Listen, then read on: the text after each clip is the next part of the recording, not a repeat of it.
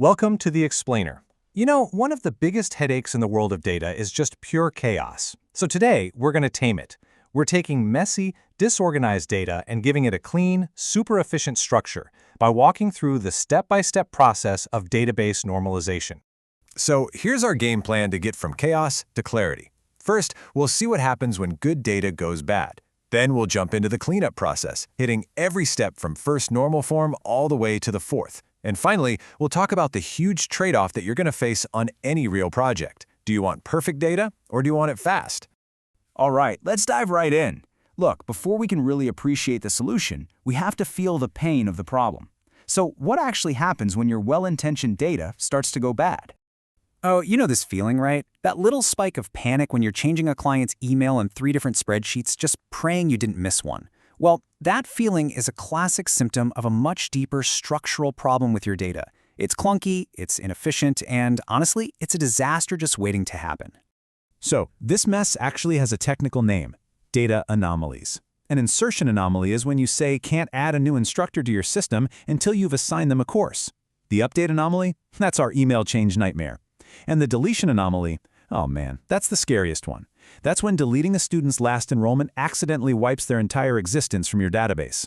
These are all giant red flags that your database is fighting you, not helping you. So, how do we fight back against all this chaos? Well, the answer is a structured, methodical cleanup process called normalization. This is how we bring some serious order to our data universe. Okay, so what is normalization, really? In simple terms, it's a formal set of rules for organizing your database. And the two main goals? First, to get rid of repetition, or what we call redundancy. And second, to boost data integrity. That just means making sure your data is reliable and accurate. Basically, it's all about creating one single source of truth. I love this quote because it just hits the nail on the head. Normalization isn't just some abstract theory you learn in a textbook.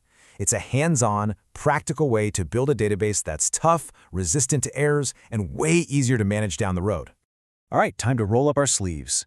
Our cleanup journey starts with the absolute foundation, the first normal form, or 1NF. Seriously, everything else we're going to do builds on this one step, so getting it right is crucial. So the rule for 1NF is super simple, but it is absolutely non-negotiable. Every single cell in your table has to hold one and only one piece of information. We call this being atomic. That means no comma-separated lists of tags, no jamming multiple phone numbers in one field, one value per cell, period. It also means getting rid of repeating columns. Okay, take a look at this. This is a classic example of what not to do. We've got one row per student, but then you see course ID 1, course name 1, course ID 2, course name 2. I mean, what happens when a student signs up for a third course or a 10th? You'd have to keep adding columns. This design is totally inflexible, and it's exactly the kind of mess 1NF is meant to clean up. And here's the fix. It's so much cleaner, right? We just split that one monster table into two, one for students and another for their enrollments. Now every single enrollment gets its own row. See that? Every cell has just one value. Now if a student takes 100 courses, no problem. The structure can handle it. That is 1NF in action. So, why do we care so much about this first step? Because 1NF isn't a suggestion. It's the absolute bedrock of a healthy database. By making our data atomic, we've laid a solid, predictable foundation that we can confidently build on for the next steps. Okay, foundation is set. Now it's time to build on it by climbing to the next levels, second and third normal form. This is all about untangling the relationships in our data to make sure every little piece of information lives in exactly the right spot. Here's our little roadmap. For 2NF, we're hunting for what are called partial dependencies. That's when a field only depends on part of a key. For 3NF, we're looking for transitive dependencies, where one non-key field depends on another non-key field. And if you find either, the solution is simple: split the table. The goal is to get to this famous mantra: every field must depend on the key, the whole key, and nothing but the key. Say it with me. Okay, let's go back to our course enrollment table. It's in 1NF, which is great, but it's still got problems. The key here is the combination of student ID and course ID. But look at the course name. Does it care about the student? Nope. It only depends on the course ID. That's a textbook 2NF violation. And then look at instructor email.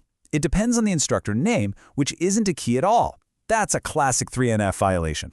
So how do we fix it? Simple. We break it apart again. We create a brand new table just for courses, another one just for instructors, and our course_enrollment table, it becomes this lean, mean connecting machine that just links students to courses. Now this structure is fully in 3NF. It's efficient, it has no redundancy, and it's safe from all those nasty anomalies. Now, here's a really important takeaway. For probably 99% of the databases you are ever going to build, 3NF is the gold standard. It's the sweet spot. It gives you incredible data integrity without making your design so complicated that it's impossible to work with. It's the powerful, practical choice.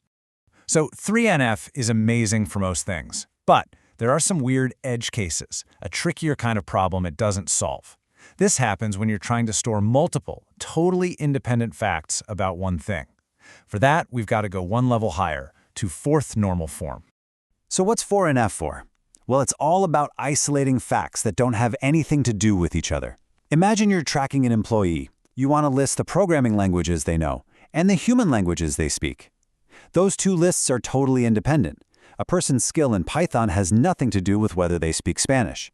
Trying to cram those into one table creates a weird, messy relationship, and that is exactly what 4NF is built to fix. And the solution, you've probably guessed it by now, is to split the table again. Instead of one confusing table that mixes up skills and languages, we create two clean, focused tables, one just for skills and another just for languages. Now each table describes a single, clear set of facts. Problem solved. Okay, so we have climbed the mountain of normalization. We have made our data super clean, super organized, and super reliable. But there's a catch. There's always a catch, right? Now we need to zoom out and talk about the biggest strategic choice you'll make, the trade-off between integrity and speed. This chart lays it all out beautifully. Normalization, like we've seen, is all about data integrity. That makes it perfect for transactional systems. Think online shopping carts, banking, anywhere accuracy is absolutely critical. But all that splitting means you have to join tables back together, which can slow down big queries. Denormalization is the exact opposite. You intentionally add some data back in, creating duplicates, just to make reading the data faster. It's perfect for analytics and reporting systems where query speed is king. And that really leaves us with the final big question. See, there's no single best answer here. The real art of database design is understanding this trade-off. It's about knowing when to prioritize perfect integrity and when to gun for lightning speed. Are you building a bank vault or a race car? Knowing the difference, well, that's what separates a good designer from a great one. Which one will you need for your next project?